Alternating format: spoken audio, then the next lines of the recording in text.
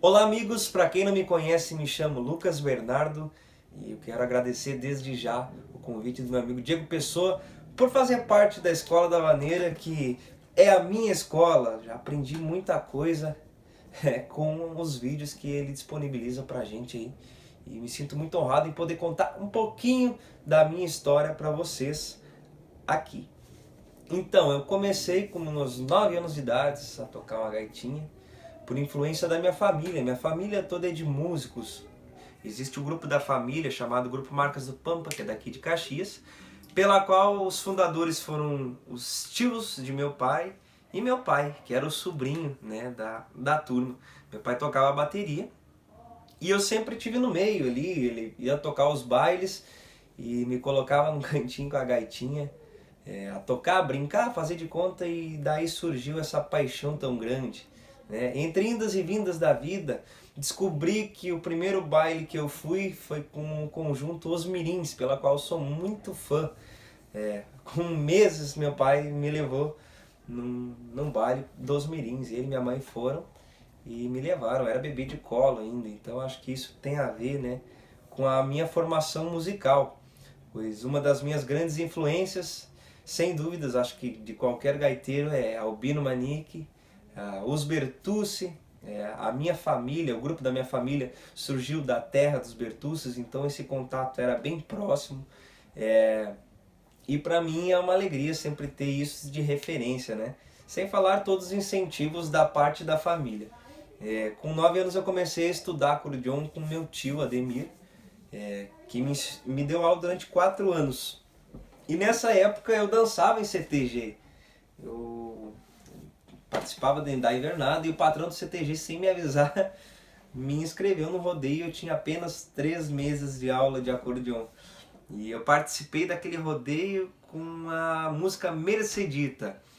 Eu nunca tinha concorrido, cheguei lá nervoso, toquei, nem falei o nome da música. Resultado, ganhei um troféu de segundo lugar. Um tempo depois fiquei sabendo que só tinha eu e mais outro, mas o que importa é que eu trouxe o troféu para casa e aquilo me serviu de incentivo para estudar e seguir em frente, né? Com o passar do tempo, um dos meus tios tinha uma domingueira aqui em Caxias chamado Bailanta do Tio Quincas. Então vinha muitos grupos ali, eu assistia, gostava de assistir, né? Muito bom se nutrir daquilo que me fazia bem, né? Gostava muito de ver os mirins tocando. E um fato interessante que aconteceu foi que quando eu tinha meus 7, 8 anos, eu pedi para o meu pai para conhecer o ônibus dos mirins. Eu gostava muito de ônibus, porque meu pai era motorista de ônibus. E ele me levou para conhecer o ônibus dos mirins e eu pude conhecer o ônibus, aquela salinha, aquelas poltronas, né? E com 15 anos eu repeti esse feito, porém desta vez eu estava entrando dentro do mesmo ônibus com a minha gaita para trabalhar juntamente do conjunto Os Mirins. Mas retrocedendo aos meus estudos, fiz aula durante 4 anos com meu tio, aprendi o básico e posteriormente fiz algumas aulas com o Rodrigo Hoffman, grande gaiteiro daqui de Caxias do Sul, que toca numa casa fixa chamada Libertar. Iniciei tocando juntamente com os meus tios na Bailanta do Tio Quincas, essa domingueira, onde eu fazia algumas apresentações. E uns meses depois, o grupo da família achou que estaria na hora de eu ingressar no baile, né? Isso com meus 13 anos de idade, né? Tenho 10 anos de noite já, 10 anos de baile e 14 anos de estudo do acordeon. E daí eu iniciei a minha maratona de baile, aquela coisa, né? Ir pra estrada, né? Eu estudava ainda, chegava às vezes cansado, né? Mas ia pra aula, não deixava de ir. E depois de 10 meses eu pude ingressar um grupo daqui de Caxias que já tinha um estilo um pouco diferente, né? Pude me nutrir um pouco disso. Do grupo Sulmania, a banda Sulmania daqui de Caxias, cujo dono é o atual dono do Clube Panela Velha hoje, o Juliano e o Sonei. Sou eternamente grato a eles pela oportunidade. Foi minha segunda banda que eu pude participar, né? Eu fiquei mais um tempo ali, aprendi muito com todos e pude usufruir de um estilo diferente de música, não somente a tradicionalista, né? O grupo da minha família é muito tradicionalista, então eu saí um pouco, né, daquela linha do gaúcho, né? E eu sempre tive por referência esses gaiteiros que eu citei, Edson Dutra, Albino Manique, os Bertucci, Paulo Siqueira, essa turma aí, sabe? E eu sempre me interessei em descobrir o que eles escutavam, né? Quais são as referências das minhas referências.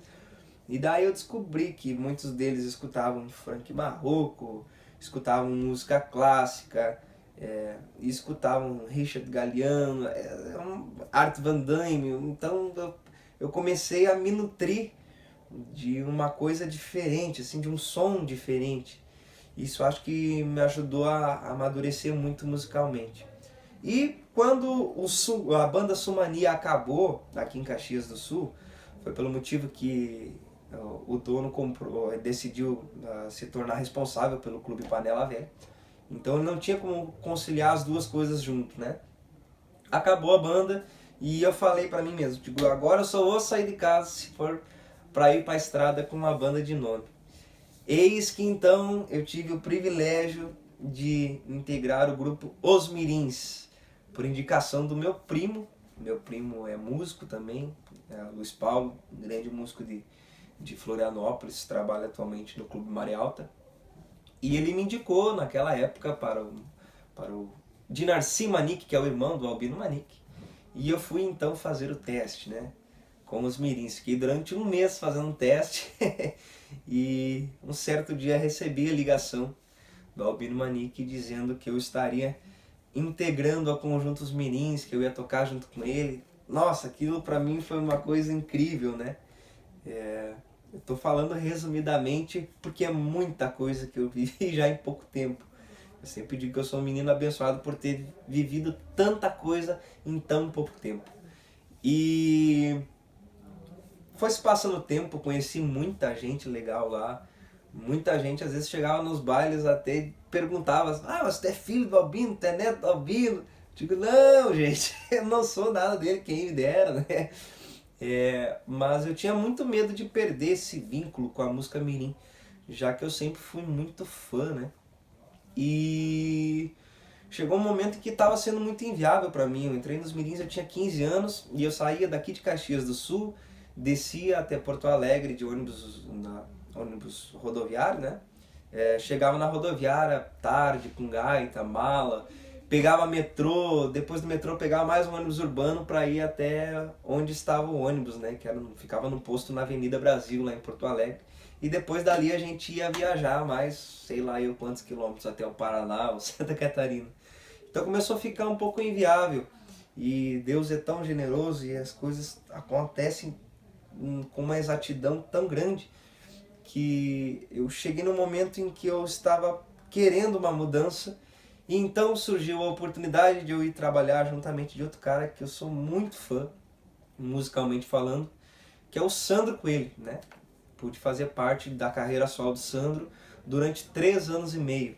Foram 3 anos e meio de muito aprendizado, em que eu pude conviver com pessoas que não apenas eram colegas de banda, mas também eram meus ídolos, né? O Marlon Castilhos, um grande baterista, meu Deus do céu, aquele cara. Eu sentava e assistia com meu primo, que também é baterista. A gente assistia aquele solo de bateria que tinha no DVD do Tia Barbaridade, e eu tava ali com o cara, convivendo, né? Tinha o Vini, tinha não, tem ainda o Vinícius, né? Modelski, grande guitarrista daqui de Caxias do Sul, que é guitarrista do Sandro Coelho. A gente se conhecia assim só de vista daqui de Caxias, e a gente integrou junto a banda ali e começamos a trilhar um caminho de estudos juntos. Isso é muito interessante. Neste meio tempo eu terminei a escola, terminei o ensino médio e comecei a cursar a faculdade de licenciatura aqui em Caxias. Comecei a estudar piano na faculdade. Ali naquela fase, eu virei colega de faculdade do Vini e do Marlon, né? O que fez com que a gente começasse a ter uma ligação mais próxima, né? Eu, quando saí dos mirins, não queria perder aquele convívio com os mirins, com a história dos mirins, porque realmente eu sou muito fã. e pude começar a conviver dentro da casa do falecido Francisco Castilhos, pai do Marlon, né? Conheci a tia Níria, que a gente chama, que é a mulher do falecido Francisco, que é uma pessoa incrível, que é como se fosse uma segunda mãe para mim. E, e eu comecei a conviver com aquilo, com a história dos mirins, mesmo estando no Sandro. Isso me fez muito bem. E agregando aquele negócio de estudar com eles, a gente criou um trio instrumental, para quem não conhece, chamado é Tríce é Nós, que o nome quem deu fui eu, porque o Marlon, às vezes a gente estava viajando de Caxias até Porto Alegre para ir tocar no final de semana com o Sandro, e o Marlon pegava e dizia: é Tríce é Nós, né, cara? Que legal ser a gente, né? De ser bom, sermos nós mesmos, né? E daí um dia ele falou: vamos montar um trio? Vamos! Aí a gente montou o trio e aquela coisa criou uma dimensão muito bacana, e a gente tem até hoje esse trio. E é muito bacana essa experiência, né? Essa convivência. Isso me deu uma maturidade musical muito grande. Eu sou eternamente grato por isso, porque esses são os caras que não me deixam parar de estudar. A música, se a gente para de estudar, infelizmente a gente fica para trás, né? E sigo firme e forte com a minha acordeona. E daí chegou um momento em que no Sandro tava bacana, tava bom, mas eu tava com aquela vontade de sabe, ir para uma banda que viajasse mais, que deslumbrasse o mundo, que tivesse um momento bacana. E novamente digo, Deus é tão generoso que Ele bota a gente no lugar certo, na hora certa, né? E naquela época eu tranquei a faculdade, porque eu não me via sendo um professor licenciado, né? Aproveitei muita coisa da faculdade, mas não me via sendo um professor em uma escola, algo assim, entende? Uma aula particular eu gosto, me sinto bem, mas se fosse para dar aulas em quantia, eu acho que eu não me daria muito bem. Daí eu tranquei a faculdade. Com isso eu comecei a pensar, poderia ir para outra banda, né? Poderia caminhar mais um pouco, né? Nisso comecei a receber proposta de várias bandas, né? Várias bandas de nome, que sou eternamente grato pelos convites. E até que eu recebi a proposta para integrar o Tchê Chaleira, né? Que estava naquele momento bacana da música Tô Bebendo Demais, né? Nossa, a música estava começando a pegar em tudo quanto era lugar, e aqui no sul eles já estavam bem falados. E eu pensei, é aí? E fui eternamente, fui abraçado pelos meus colegas lá do Teixaleira, e a gente trilhou um caminho muito bacana, né? Mas tudo tem um momento na nossa vida, e eu sou um cara muito agitado, muito ansiado com as coisas da minha vida. Tudo acontece muito rápido, sempre digo. E eu cheguei no momento, no Teixaleira, em que eu pensei, eu preciso voltar, dar uns passos para trás. Tava sentindo a necessidade de estudar, de tirar um tempinho para mim, de pensar em coisas novas, né? Eu sempre gostei muito de criar, de compor, de gravar, e eu não estava conseguindo dar conta. Muitas vezes eu levava algumas gravações do estúdio do meu primo, daqui de Caxias do Sul, para a estrada, então ficava muito cansativo, né? A gente tocava cerca de 33, 34 bailes por mês, é uma quantia grande, e eu ainda gravava na estrada, então tava uma carga muito pesada para mim, e eu senti a necessidade de parar um pouco para estudar. Então no final de 2018 eu encerrei as minhas atividades com o grupo Teixaleira, com a banda Teixaleira, que todo mundo conhece aí, e comecei a trabalhar em barzinhos na redondeza de Florianópolis. Me mudei para lá, para Palhoça, em Santa Catarina, e comecei a trabalhar lá na volta. Até que eu consegui um trabalho na Casa Fixa, que algumas pessoas devem conhecer, o Clube Maibir de Palhoça, e pude trabalhar durante um ano com aquela galera que me ensinou muito. Comecei a atuar mais em baile de terceira idade, um repertório mais misto. Isso me deu um leque de conhecimento muito grande. E por eu tocar numa casa fixa, eu estava sempre mais próximo da minha casa, me dando possibilidade de estudar, né? Exatamente o que eu queria: estudar, compor, gravar, fazer toda essa arquitetura da minha vida sobre aquilo que eu gosto, né? E hoje é isso que eu faço. Eu trabalho em casa, faço minhas gravações, né, no meu home studio, com a minha gaitinha, gravo piano, tô podendo tirar um tempo pra mim, né? Um fato engraçado foi quando eu tocava nos mirins, que teve um final de semana que o Albino Manique viajou junto pra me assistir, pra me ver tocar, ver como é que eu era como músico. E a gente tava lá no calor do baile tocando e eu já tinha até esquecido que o Albino Manique tinha ido junto. Nisso chegou o Dinarci, que é o irmão dele, e pediu para que eu tocasse uma música do Albino. Me deu um gelo no coração, aquele nervosismo, de vou ter que tocar uma música do Albino e ele tá aí, né? Aí toquei a Doce Saudade, puxei a Doce Saudade no meio do baile. Nisso veio o Albino do camarim, bem apacita, chegou do meu lado, cruzou os braços e ficou assim do lado do teclado. Cara, eu num nervosismo, assim. Eu nem olhava, nem queria pensar que o Albino tava ali do meu lado. E eu tocando. Chegou a parte final, que é aquela parte mais rápida. Pra quem não conhece, eu indico a escuta. É uma música muito linda. E eu cheguei na parte final e fiz a primeira volta e o Albino continuou ali, né? O braço cruzado, olhando. E eu digo, tem mais uma volta, depois acaba. Na segunda parte, quando eu tava fazendo, o Albino pegou e passou a mão assim no teclado da gaita e falou no meu ouvido: erra pra ficar igual eu. Aquilo pra mim foi muito engraçado, porque eu nunca esperei ouvir de um ídolo uma frase tão significante, né? Os erros são nossos maiores acertos, né? Quando a gente erra, a gente se dá por conta de que aquilo também pode ser um acerto.